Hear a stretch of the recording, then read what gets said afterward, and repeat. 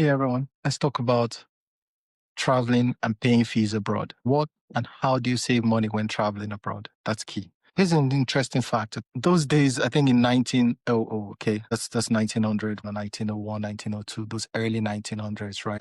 If you look at people on the sky, people flying, traveling abroad, hardly zero to none, okay? And then fast forward to about 1930, that's 30 years later, just less than 1%. So it was always like a big issue, right? Less than 1% of the people traveled and went on a plane. Okay, you could go on a boat, don't get me wrong, go on a boat, go on a ship, okay, as far as you want to go, doesn't matter. Takes months to get anywhere. A flight, okay, became key. Okay. So what happens then is the more planes were on the sky, the easier it was then for people to then fly and travel. Okay. So 1930, we see a lot more people traveling, about 1%. And then take that up then to about the 2000s, we're looking about 23% of everyone traveling across the world, well, mostly across Europe, Asia, Africa, Australia. And so most of these countries, about 29 to 30% of the people were traveling. That's crazy. That's a huge number considering about billions of people on this earth, right? And now 2025, I think we have about 35% of the people currently traveling. So right now, if you're watching this video, if you look up in the sky, there are 1 million people on the sky.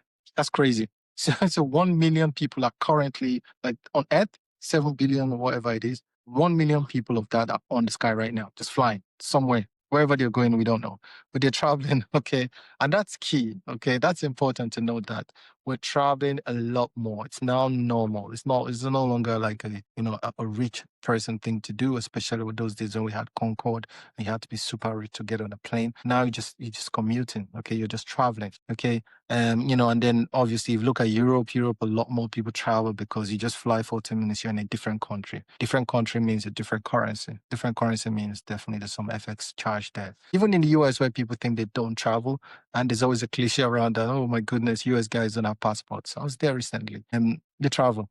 They travel a lot. I think it's less than, again, a lot of people, I think they claim 50% of the people don't have passports, maybe 23% travel locally. Man, that's 80% of people that actually travel in the US. That's a lot. That's millions. That's a lot of people, right? So no matter, even though, there's a cliche about this, about Americans not knowing abroad, and they travel a lot, a lot, a lot. If you look around it, there's definitely an American, at least near you, believe it or not. So the point I'm trying to make there is the fact that we're traveling a lot. So we really need to take care about how we travel. We have to look into what we do when we travel, how we minimize fees, because again, this has brought a lot of cash in. You can see right those days there were hardly any travel agencies. I think you had to have like one or two travel agencies, and that's all you had.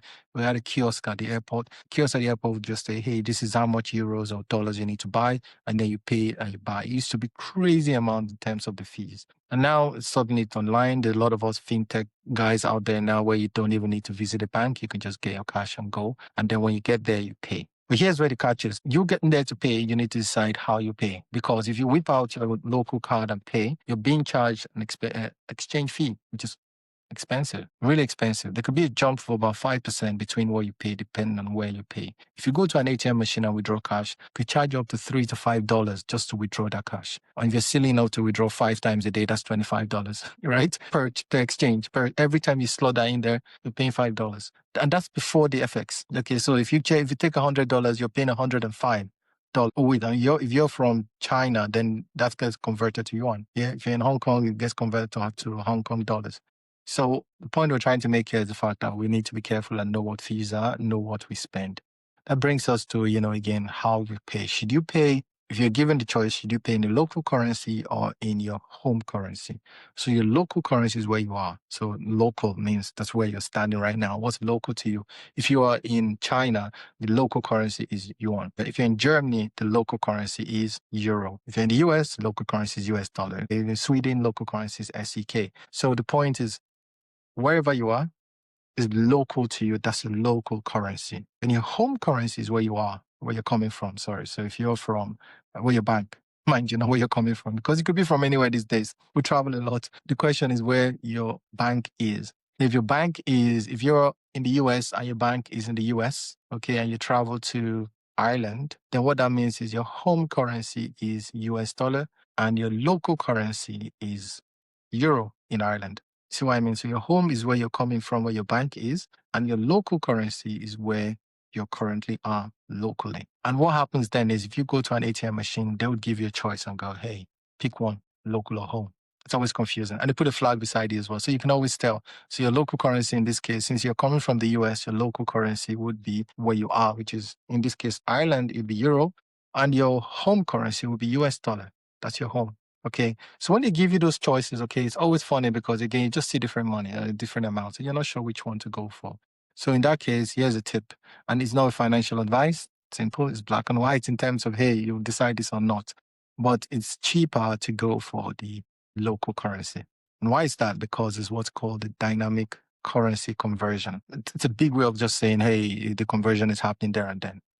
That's it. That's what it is. So that means if you're in, let me say, yeah, in Ireland, let's go with the example. So if you're a US guy and you've flown all the way to Ireland, you go to the Starbucks and Starbucks says, hey, we're going to give you a currency conversion, a dynamic currency conversion. What do you want to pay? They'll give you the Irish currency there and then. Okay. And what happens then is, believe it or not, is these guys then get a small margin of the FX. The shop owner gets a little margin, and then they get paid with the interbank. The interbank rate is used at that point. Okay. Now what happens then is that the maximum you get is about 3%, give or take, on the charges that you get. Which, believe it or not, is better than if you pick your home currency. Because in this case, you pick the US dollar, you get paid the US dollar, but your bank would have to charge you an FX rate when you get back home, depending on what that rate is. Okay. And there's pros and cons of each. Okay. So the question is, what do you go for? So if you pick the local currency, you pay the local currency where you are. So if you are in China, you get paid, you pick local. Chinese yuan is withdrawn. Okay. If you're in Hong Kong, same thing. Hong Kong dollar is withdrawn there and then. Okay. But here's the catch. You don't know how much it is in your bank. You have to look at your bank account to actually see it, right? If you're traveling, sometimes you might not even want to open up your bank account wherever you are. So that's the con with that, right? The pro obviously is the fact that it's cheaper, but conversely, you don't know how much it is in real terms. So you always have to wait a little bit before you find out the true value there. On the other hand, if you pick your home currency, you know what it is. So they charge $100, that's it. However, your bank later on will charge you costs, which could be up to 5-6% higher than what the local currency would have charged you, which is important to note. Okay. So like I've said, I think it's key to understand again the steps here, right? So what happens then with the dynamic currency conversion? I'm getting a bit technical. If you've gotten that far, you're good. Okay. Pick the local currency. But the question is, how does that work? Okay. So what happens then is you have the POS machine which sits there. And now what happens when that goes in there, they detect your card. Okay, I have a whole episode on this one. So they detect your card to say, okay, where are you coming from? And each card has a BIN number. They've got the number in front and they've got a number in the middle all across it. I'll make it as simple as possible. So based on the first four numbers, they can tell you if it's MasterCard or Visa or JCB or Union Pay. Then following on from that, they can tell what country it is. So that's easy. So as soon as you put your card in or you swipe it in, they can tell you this is MasterCard from this country. And based on that, they can tell you straight away, oh, what do you want to decide? Do you want an FX rate now or you want an FX rate in the future? So they give you the option. And again, like I say, always speak now, always speak local wherever you are. And that's the advantage there because again, the rate there is much better. And the shop owner who you're talking to there and then gets a little bit of a spread, which is good because you're supporting that local person there, which I think is better than supporting your bank. Anytime you need to repeat, your bank don't care about you as much as that local person has just served you croissant in Paris. So that's key. So another point, another advantage there, obviously, whenever you pick local currency, you're supporting the local person who just sold you the most amazing croissant clothes ever. As a tourist, it's always good to support local. So that's key, okay? Guys, I'm going to try and stop there without waffling on too much. See, dynamic currency conversion allows you pay in the local currency of where you are. Always select that option and pay local and don't pay home. Unless for some reason you really want to know exactly how much left your account. Also, if you want to support your bank one way or the other, then you can do that.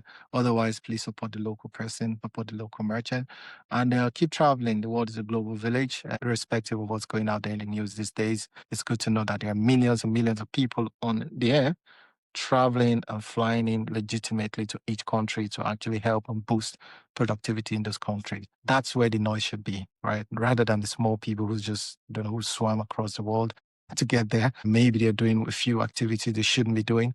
That's true. But however, I think a lot of people are now trying to get everyone to focus on that and not worry about the millions and millions of people flying into the country first class through planes to support that economy. That's more important, in my opinion. I think we need to support that as much as possible. And you need to learn. So things like this will help you learn. So if you get on a plane, you know what to do, how to reduce fees, and how to support the local economy. I think that's really important.